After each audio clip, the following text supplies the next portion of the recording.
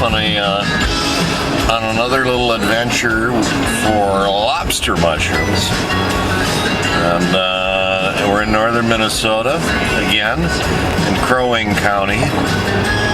And should be pretty good. We had a really pounding rain last night. Not that that's going to generate much for us this morning, but I was out a little bit last night, and the grounds looked really good. The soil looked about right for dampness and so forth. So I'm pretty pumped. I think we're going to do good. And we'll buzz back in when we make it to our entry point. So I just pulled in on just a little logging road, really, I guess. And it looks kind of interesting. There's some pluses and some minuses. There's probably a little more undergrowth than I'd like, but we're going to take a look. And there's a lot of birch in here too. So I'm hoping maybe I'll stumble on some chaga while we're looking for our lobsters.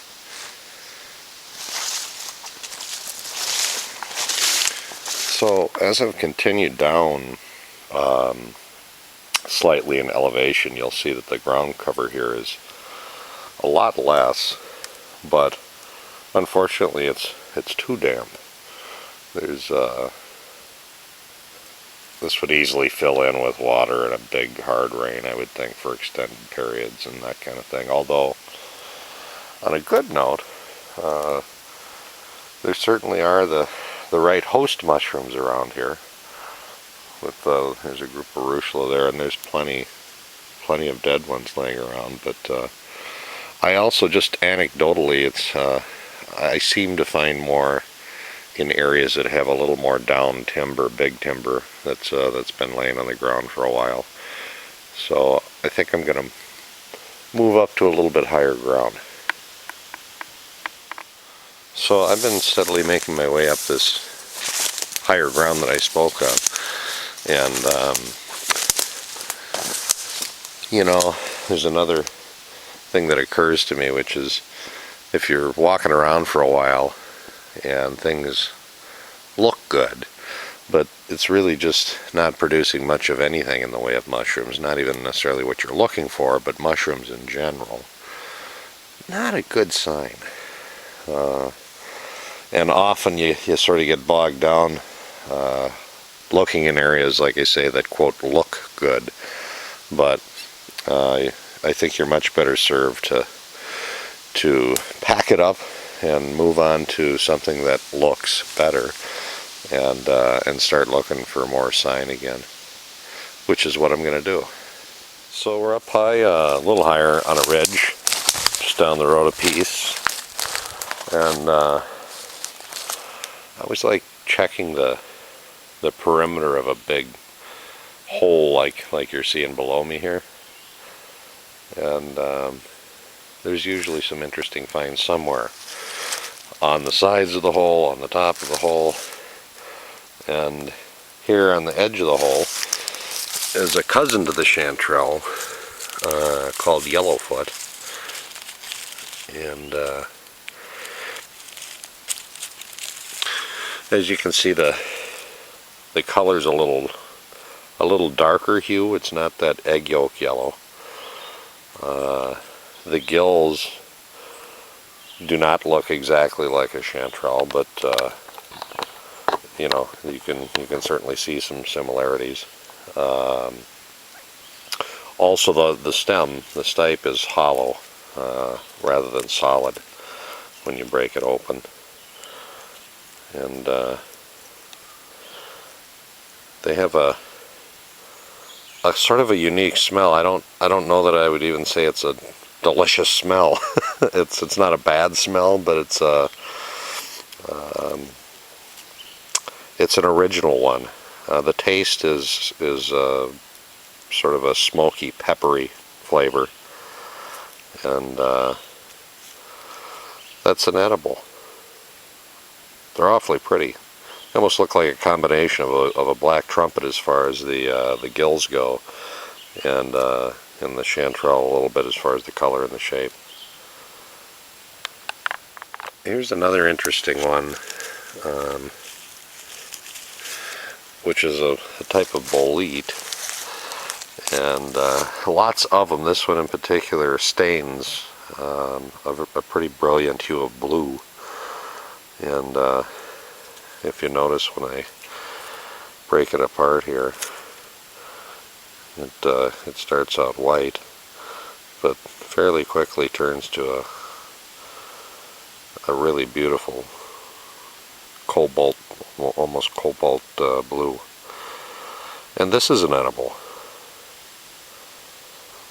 Although I usually don't find a meal full of them. We're just coming up that same ridge trail. Well, not really a trail. We're just making our way up. You see how the grass is bent down, coming down the hill. We had some really heavy rain last night, but it does give you a sense of how much rain washes down here on a regular basis. So another good spot to look. And at my feet here, there's nice hedgehogs growing.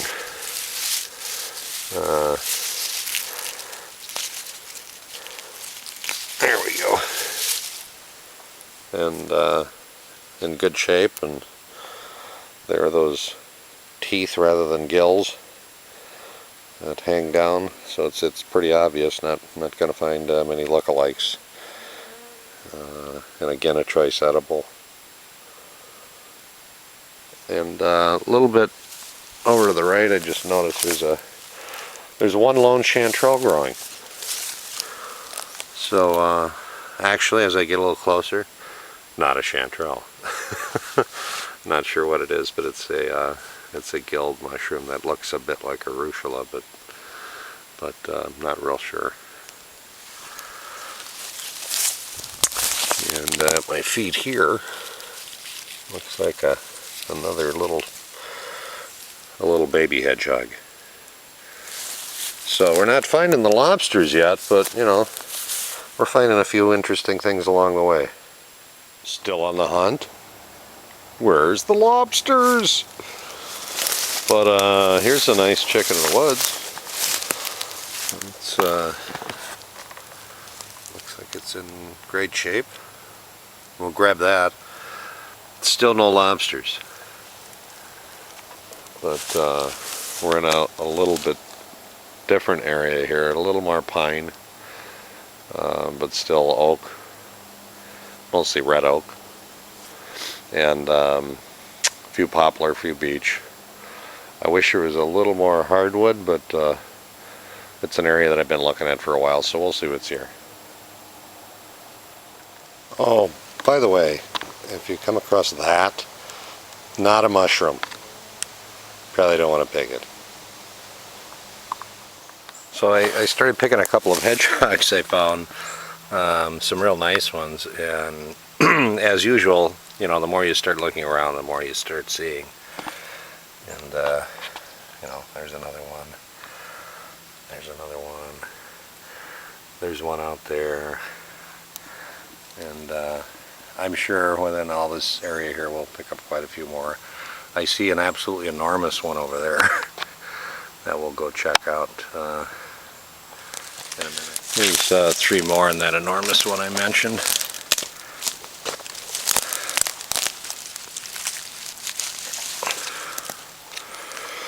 That is a big hedgehog. It's in just perfect shape. So we'll keep looking. Alright, so stop number 3, and we finally find a lobster. There's a nice fresh one down there. I usually try and take the knife and kind of dig out around underneath it just a little bit to loosen it up. I mean, they're pretty firm, but it should come up kind of like a potato. And they're not always pretty. This one here isn't a particularly pretty specimen, but if you could feel it, you'd know that it's solid and firm and a keeper. So we'll keep moving and get some more. You see these are a little smaller. They're just popping out. but they're very fresh and relatively clean. There's another one hiding back here.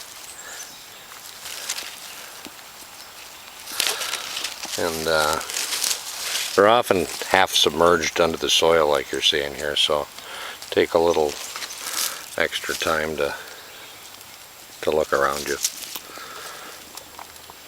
So I just stepped off the trail here for a minute, and I was going to run parallel to this road that I'm on, and I glanced down only to be staring at some enormous black trumpets. Let me take a look at this one, for instance. I mean, it's boy, that's a dandy there. That's a pig. And you know, I can see some obvious ones as I'm sitting here, and I'm sure as I make my way around, hopefully we'll have a bunch more to fill the basket. So we just stepping off the trail, and eureka! Lobsters. There's one there. Look closer, there's a couple of them hiding there. And I'm sure there's more. Up. Matter of fact, there's a couple more over here. And up ahead, there's a peg. Look at this thing here.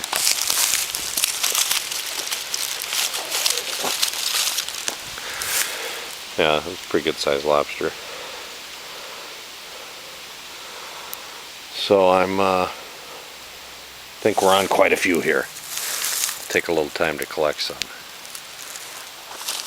Well, I'm coming up on a really nice patch of hedgehogs that are all spread out on this ridge I'm on, and I seem to have hit them all on the perfect day, because they're all just exceptionally big and really in perfect condition.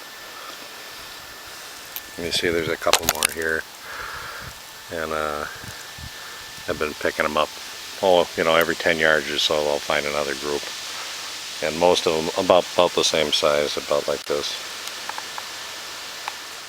And sadly we're a little too late for these chickens, but we would have had a heck of a nice haul, eh? These are probably a couple of months past prime, but from this year. And we're coming up on another nice patch of hedgehogs. Hedgehog haven today. More of a hedgehog hunt than a lobster hunt almost. But there's a couple of nice ones there. There's some there. There's some more over here. There's quite a few, I'm sure, that are difficult to see in the camera under the grass, but they're all around. So I figured I better actually end this with a visual of what we finally ended up with. And we only ended up with about 5 pounds of lobsters. So that's what 5 pounds looks like. Actually, that's 4 pounds 15.5 ounces. And those are shants. And the beautiful chicken that we talked about, we ended up finding some more. And that's about a little over 3 pounds of the hedgehogs.